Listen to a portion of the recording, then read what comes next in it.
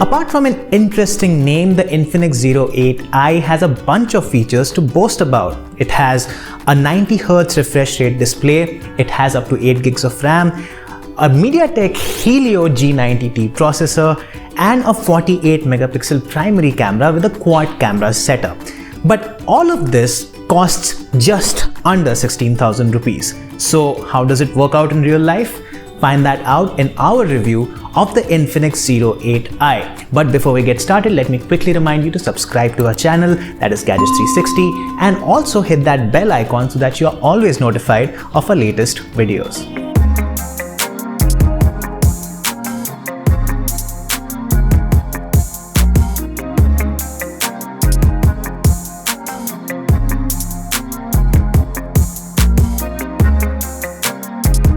The Infinix Zero 8i is a tall smartphone, and the big display makes single-handed use a little tricky. The Zero 8i isn't thick, and the curved sides make it a little bit difficult to hold. I found the Infinix Zero 8i to be a little on the heavier side, tipping the scales at 210 grams. You get a big 6.85-inch Full HD Plus display with a 20.5:9 aspect ratio and a fast refresh rate of 90 Hz. The Infinix Zero 8i has a fast fingerprint scanner, and the device just needs a tap on the power button to unlock it. Face unlock too was quick and did not require more than one attempt to unlock. The big display on the Zero 8i makes watching videos engaging, and I also enjoyed streaming content on it. But stereo speakers would have enhanced the overall experience even further. I found the display brightness to be adequate, but the large display is reflective. With the Zero 8i set to a faster 90Hz refresh rate by default, the UI felt snappy. I did not have to wait for long for apps to load, and the multitasking was a breeze thanks to the MediaTek Helio G90T processor. What's more interesting is the fact that Infinix has paired it with 8 gigs of RAM and 128 gigs of UFS 2.1 storage. The Helio G90T is a gaming processor, and Infinix has opted for a liquid cooling solution to keep thermals in check. Call of Duty Mobile was quick to load and ran at the high setting by default for both graphics and frame rate. The game ran without any issues at these settings. The Infinix Zero 8i offered decent battery life, and with my usage, I only needed to charge it the next day. In our HD video loop test, the smartphone went on for 16 hours and 45 minutes, which is acceptable given the battery capacity of it is 4500 milliamp hours. Infinix offers 33-watt fast charging support on the Zero 8i, but you only get an 18-watt charger in the box. The smartphone charged to 33% in 30 minutes and got to 68% in an hour.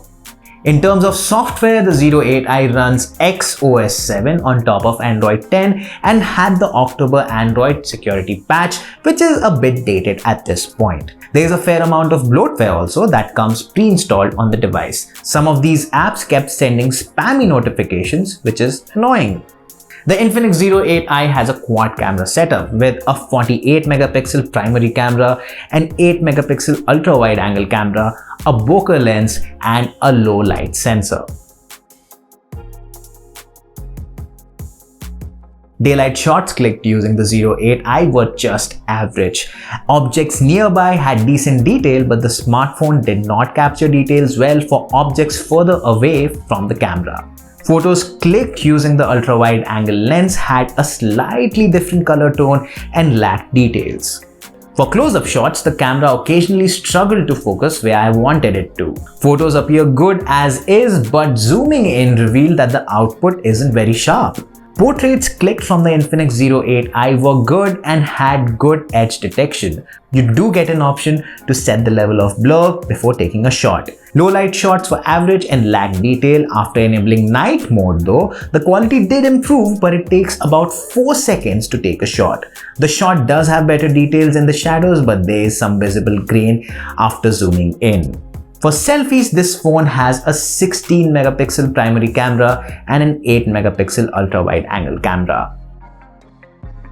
Selfies clicked using the primary camera had good details. The wide angle selfie did not match the primary in terms of quality. You can take selfie portraits as well, and I found that the edge detection was also pretty good.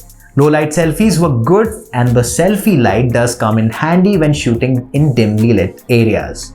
Video recording tops out at 4K for the primary camera as well as the selfie shooter. Footage shot at 4K wasn't stabilized, and the one shot at 1080p did have visible shakes in the output.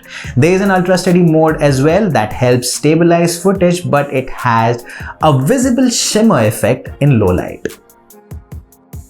To conclude, the Infinix Zero 8i packs some interesting hardware on paper which helps the smartphone deliver good performance. The MediaTek Helio G90T is a capable processor, and paired with 8 gigs of RAM, there are very few things that can slow it down. Even the 90Hz display plays a role in making the overall user experience smooth. However, the 8i does have a couple of shortcomings which could make the potential buyers think twice. The first one has to be software. It does have bloatware pre-installed, and a few stock apps push spammy notifications, which is very disappointing. Battery capacity is decent, but if you want to play some games on the smartphone, you'll end up charging it frequently. And also, if you're on the market for a camera phone or like a better camera in a budget smartphone, you might want to look at the Realme 7 or the Redmi Note 9 Pro Max. And that has been it for our review of the Infinix Zero 8i. If this review helped you, do let us know in the comments, and for all things tech, log on to gadgets360.com.